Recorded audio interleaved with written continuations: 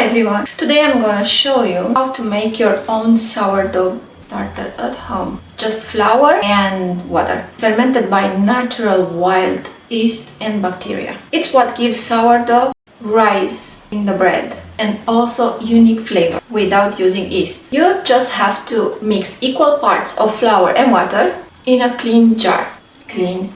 For example, use 50 grams of flour and 50 grams of water. Stir well, cover loosely, it has to breathe, and leave it at room temperature. That should be between 22 and 25 degrees. That you do in day 1. Now day 2 and day 3, you might see bubbles. If you don't worry. It can take some time. Discard half of that mixture and feed with the same ratio. 50 grams of water and 50 grams of flour. Stir and cover again. Now from day 4 till day 7, you keep feeding once a day, and soon you will notice bubbles, more bubbles, and a pleasant sour smell. The smell should not be too strong. To recognize if this worked and your starter is good to use for your bread, it has to be double in size in day 7. That means it's active. I have some tips for you. You have to use unbleached flour. Do not keep it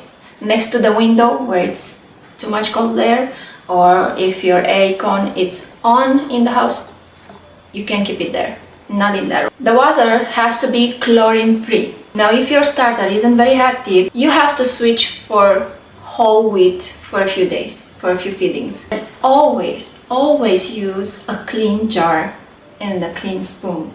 This will help not to get mold inside. After you use it, you can store it in the fridge and you can feed it once a week. You just take the jar out, you leave it 1 hour or 2 hours at room temperature, and then you keep just one part from it, like 50 grams, and you add 50 grams of water and 50 grams of flour. After it's double in size or triple in size, you can use it, and then you put it back in the fridge. And you do the same thing once a week if you're not baking daily.